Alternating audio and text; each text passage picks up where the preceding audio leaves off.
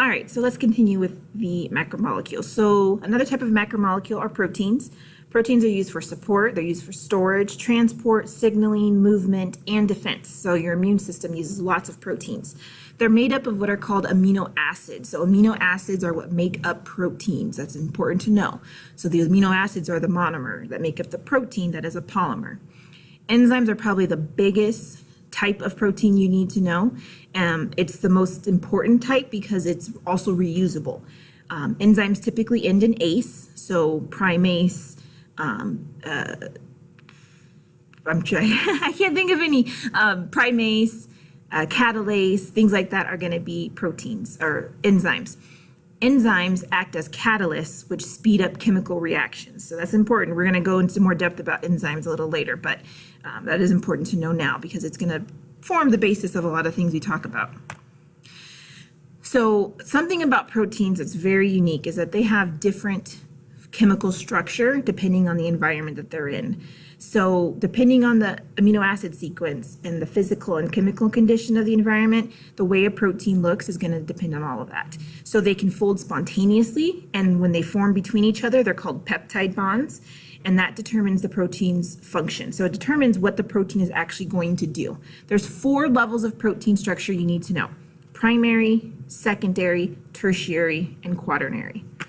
So let's explore primary structure. Primary structure is just the linear line of amino acids bound together. Okay, so here we've got a pretty basic amino acid structure. It's just all these amino acids all linked together.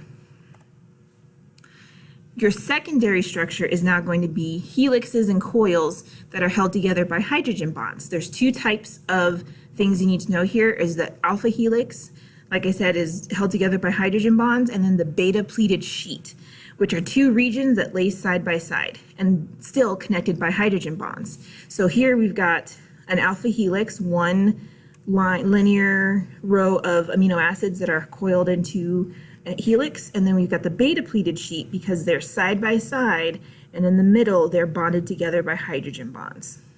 Okay, so that's the secondary structure. Now we've turned that linear amino acid chain into something that has a little bit of shape. One thing you need to know is the R groups within the amino acid, and an R group is just basically the group that always stays the same amongst all the amino acids, are hydrophobic, and the interside or the inside are hydrophilic. So a lot of times you have van der Waals interactions that hold the structure together, and then you have what are called disulfide bridges, which further reinforce the structure of the protein.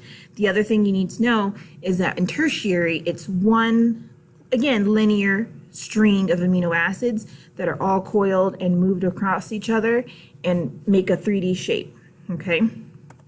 In our quaternary structure, you've got 2 or more peptides that are bound together. So you see here there's 2 different colors, and there's a reason, because this is one type of peptide, this is another type, and the blue is another type. And there's actually 2 blues here.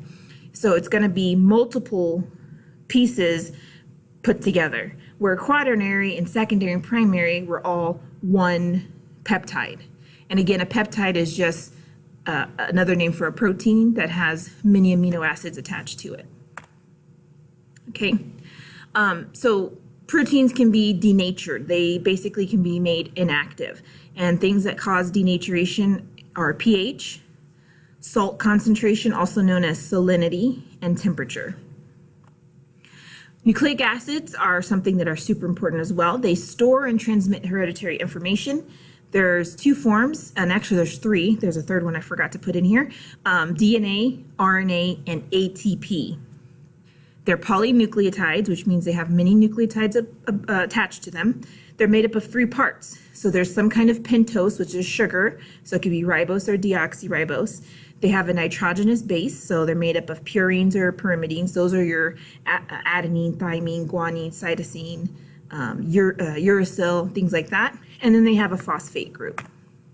Okay, here's ATP. So ATP is also a nucleic acid, and it's a single nucleotide with 2 energy-storing phosphate bonds. We're going to get into what ATP does in a lot more depth next unit, but this is something that is important to know in terms of how ATP releases energy. It stores energy, and then when that phosphate group comes off, it releases that energy for the cell to use.